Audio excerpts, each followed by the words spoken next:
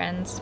So Seattleites are like impervious to rain. One of the first ways that you can spot a tourist is if they're carrying an umbrella. So the first time I visited there in 2012, I did not want to stick out. The previous summer I'd bought this navy blue trench coat that was like a designer brand, or rather a diffusion line of a designer brand that I bought on overstock.com. So it was very fancy and sophisticated and grown up.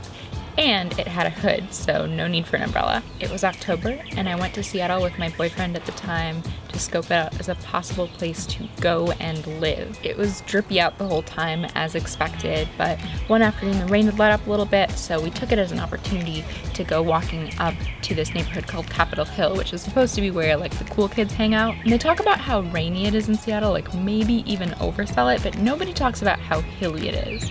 And it's a little too cold out for my trench coat, even with a big sweater underneath, so I'm anxious to get somewhere indoors. But we're walking and walking, and this cool neighborhood is nowhere to be found. We walk and there's buildings, and we walk and there's nothing but diffused light and the whirring of the cars going over the interstate.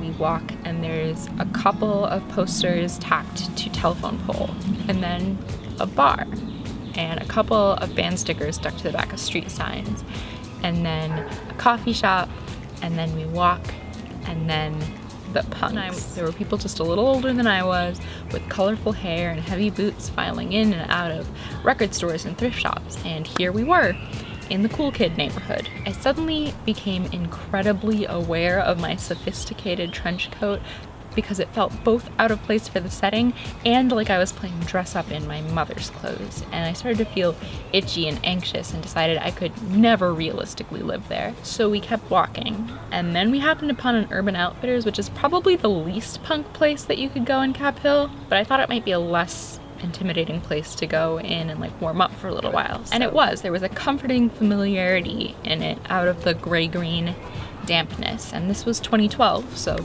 there were a lot of full-length sweaters to look at and like decorative headbands. And then I saw a leather jacket. I'd kind of maybe sort of wanted a leather jacket for like ever, but I was pretty convinced that I could never pull one off. But this one was cut more like a hoodie rendered in vegan leather, without any of those like ostentatious lapels that would imply that I was sure of myself. And it had a hood, so no need for an umbrella. I tried it on, and it looked perfect on me. It was the jacket I had been born to wear. It was me, but a little more badass. Still, I didn't quite believe that I could pull it off, so I left it in the store. And it wasn't until 2 months later that I actually bought the jacket. And it wasn't until 3 years later that I moved to that exact neighborhood and walked around in that jacket without an umbrella every day. So a while ago, I was sitting in my favorite coffee shop in Capitol Hill with my friend Bailey, and it's the kind of place where people like scoff at flavored syrups and have sculptural haircuts. But I love it. And I sat there on the stool with my leather jacket thinking about my first visit in 2012, and I said out loud to Bailey, I look like I belong here. Sure, it's just clothes, but clothes are a way that we signal to people something about who we are. And sometimes a thing about who we are, whether that's cool or confident or someone who believes they belong, can take a piece of clothing to snap into place. So in the comments, tell me about an item of clothing you have that would tell me something about who you are.